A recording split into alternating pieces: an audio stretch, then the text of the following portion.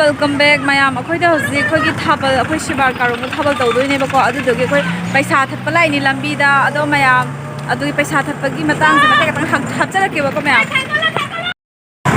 ona fi video lo lai ya di kai no kana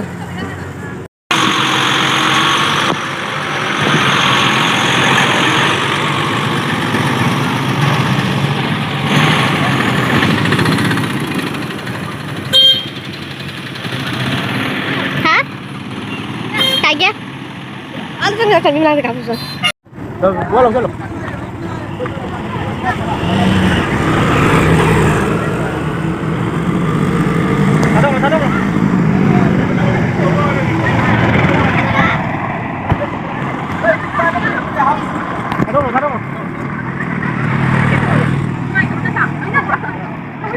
Nanti, mungkin kalau kita sudah kali lagi ni, hari kita tahu terus. Aduh, aku sudah belum boleh. Iya, gimana tuh? Oke, kamu beli ganti.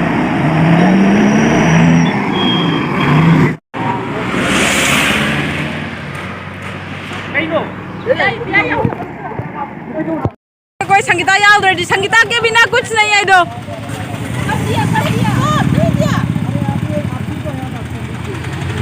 अभी हाँ उधर है संगीता ऊपर नीचे रखो हाँ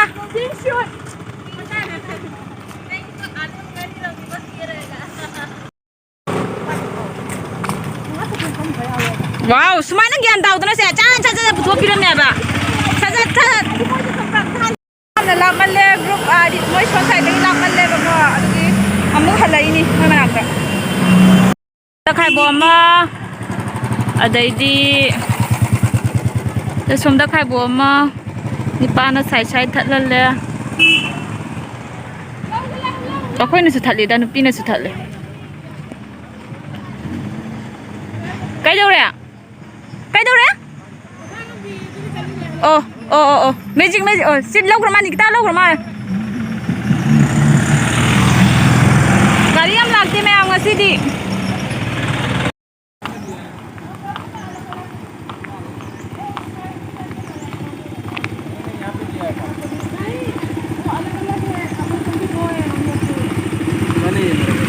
अब हम लोग के पास खुला है दे दो साइड ना कहीं लाए निकिता मार्क्स चलो कहीं नंग आई खंग दे चार आई खंग दूसरा नंग खंग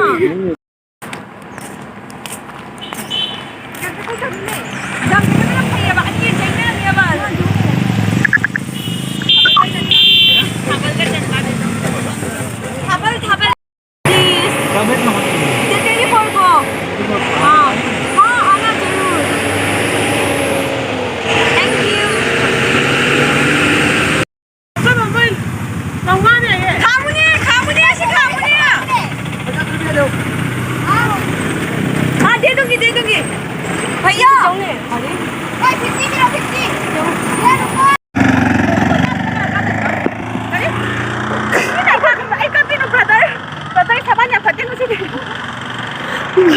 brother cuci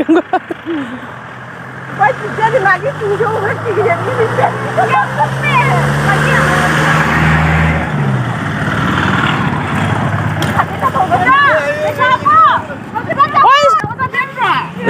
School lâu rồi.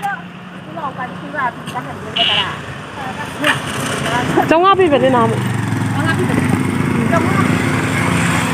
Ya pila mino. No.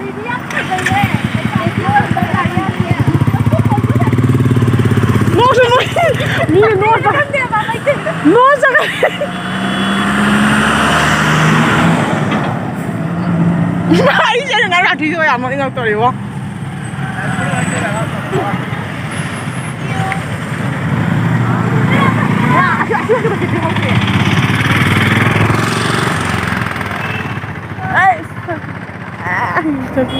Ăn hàng xe. Gari yang. Dadah. Thabal Chongba के पैसा खरा पमो थाबल जोंबी डोनेशन बांगा से हमारे पास करा है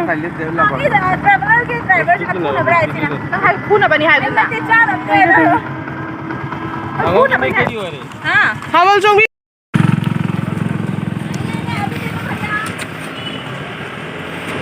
पैसा जाम ना हम ना वीडियो कैप्शन लेने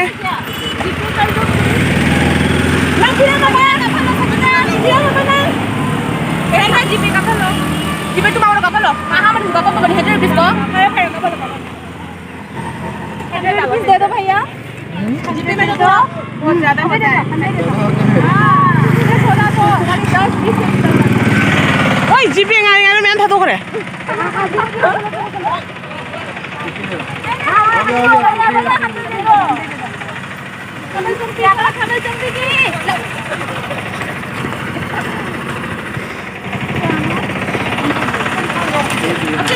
थोड़ी थांगलो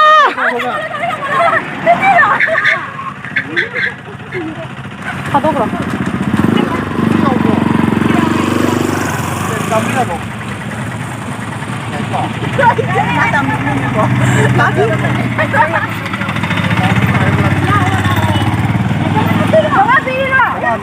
잠깐만 오래 갈래 그럼 하고 합두는 누가? 짱 와본 게 거기 딜리 락도 딜리 합이게 어디 사모예? 거기 집인데 더 먹고 없지 그 이러네 거기 집인데 시바드네 시바드네 눈에 어 눈이 집이다 호렌장하게 하행 정어 लाके जीपी मनी का तो उधर नहीं है ऑफिस में आओ ठीक है अब हम लाहौर के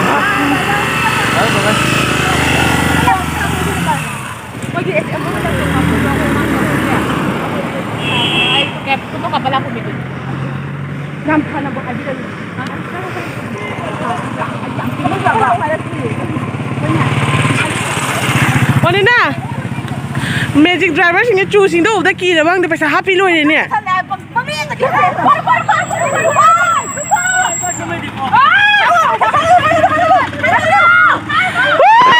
अरे आई बाइक छोड़ रहा वो लोग क्या हम मचानी को ले लो बनी को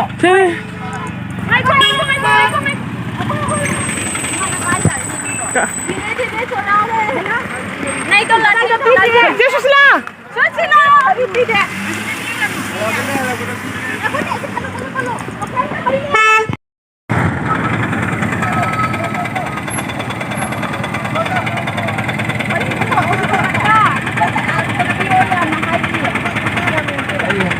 thôi tôi mà thân được lâu rồi thank you các ca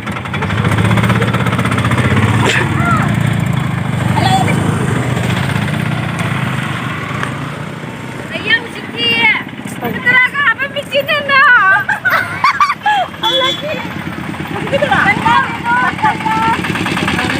ma'am अखोद हजने खंग्रा हाई गाड़ी थपदको अचापोट पुब कहीं गाड़ी लामेबको अचापोट बीरमेब पिके चौब बीरमे अरे फम थिलीजे पिके चौब बीरमीसे मोई बार्टी आमनिंदको मोईद अचौब बीरमे अखोई इमुंग मरी खकले लहौरीनेब को अखोइने सिगा थत्प उबसिदा माइजे लाप याद्रेबको सि इ कार्ड किरा अखो अचापोट के लहौरीनेबको अचापोट पुरकपदगी दसिगे मुक फिलौसी भैया क्या है पार्सल है दे दो पार्सल दे दो हमें में आ गया ऐसा नहीं है तो पार्सल दे दो थाबल के लिए नाचता है ना वही सीधा लो 100 रुपीज दे दो भैया कमाता भी नहीं है ओ ठीक है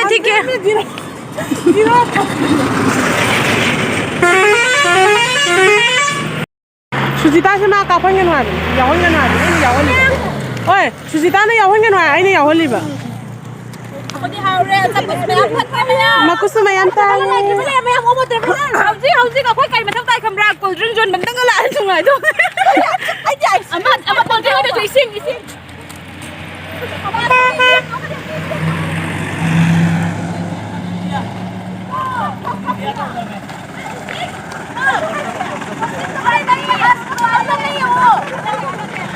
ओए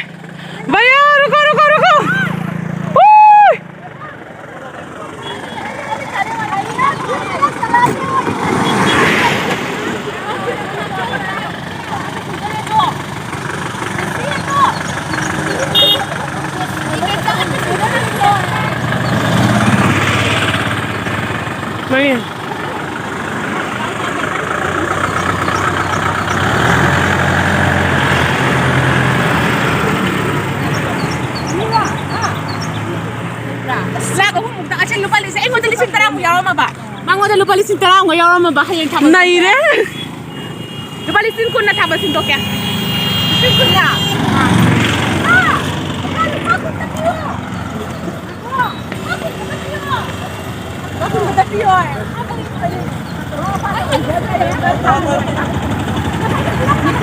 Jadi. Ini apa mak? Try dino. Aduh tu lupa yang tadi wah. Macam tu tak pun gapi dan kalau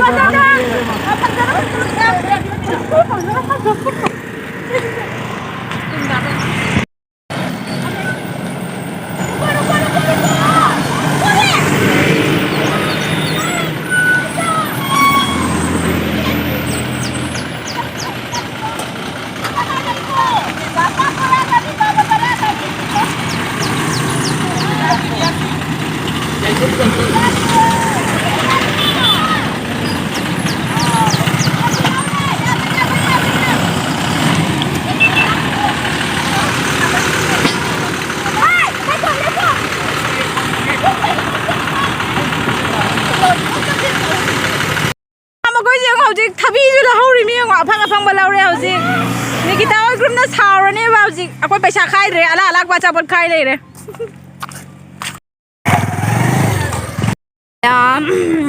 thabi su khak de go thabi su lau zai acha pot su lau zai ising ju lau zai ala alak ba ji am ta kha roi da ne tanari twa da edi sare gei bu lau ri ba thabal paisa thali ra sa pot thali ra kang de khoi oi pasa Kanya itu tak salah ni.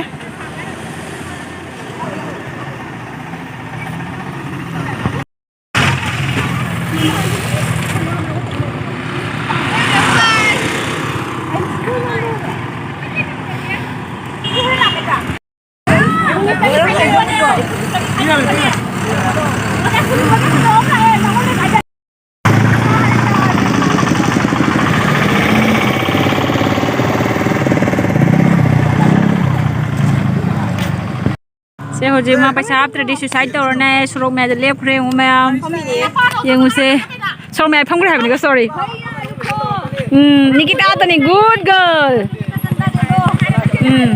de do Saban tapi. sun sulai thalu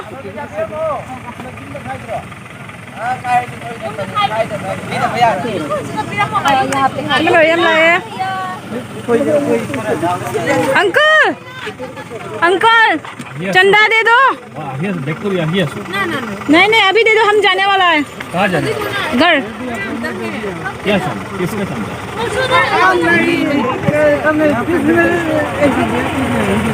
2 hours later.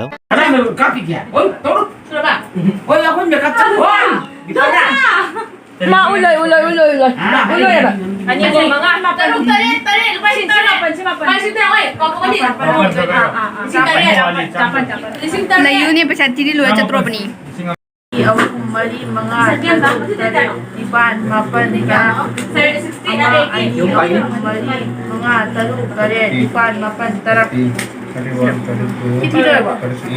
Dua ya.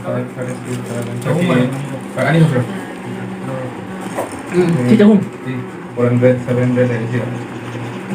Boy, iya mana pun. Si ada. Yaw ibu니. Se ngako se 800 hela no se 800 hela se bako 800. Mari mga tarik. Ipan mapan tarak tanga. Lising tarak tanga. Isa lawang. Nikita ke bhek ta lising tara sama marfu. Lupa lising tara ka changa ka marfu. Duma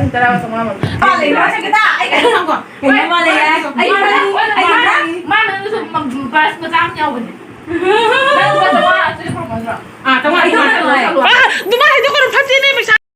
Duma pati asa ngabek to.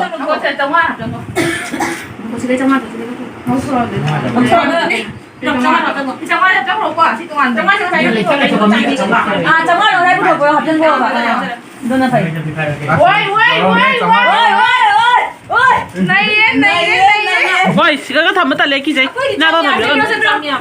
난도토래 이날 왜? 너 이 짱을 와리고 와리고 와치 좀 나노 짱 머리 차기다 부스러 너희들 해서 어khoy 와서 satisfy đi rồi qua rồi đấy 왜 와리 해 아이 저 머리까지 너 맨날 짱 머리 갖고 xe 지금 보도 가야 돼ฉันไม่ค่อยจังว่าจะพิการสรงแกสิกำสิเลย lấy với chồng quan trọng rằng cái mà wow lâu rồi giờ cái nóจะหิมตรง còn ta ra quân thì cái tăng quạt mà đi qua cái trong ra đây hình gì mà 아코이 저 cái nó 따라 군나 그거 이러면 따래는 밑에 trong mắt thì 정화서 비하오 저거 정화서 비하오 저거 nâng trăm bảy quả 정화서 비하오 đi giao rồi แกเราแกต้องแกเราแกทำไม giao rồi em à 아니 어홈 머리 망가 마카이 ว้าวนี่มันไม่ใครแล้วจังหวะจะปิดอ่ะจังหวะจะปิดอ่ะ 망가 마카이 망가 마카이 빨리 동안아 아네 망가 마카이 좀 정화 망가 마카이 너무 좋아라 정화 들어가라 실력으로 왔다 이거 보려고 그래 실력으로 알릴 거지 아코니 안 되나 안 되고 그러지 남 뜨고 또 이나 통화래 이제 실실해 나고 이러면 아무거 봐세 봐 정화 이나 어디 가 정화 들을 본설 나가로 또 프로그램 하바 정화 나도 그냥 맨날 끼네 마야 55,000 mày gồm mày 아직 완리지 줘 레까야 니 콘나니 완리에 lại 메이두리에 어, 저거 따뜻해, 그런. 너를 노래 왜 마셔? 아이, thật là chạy chậm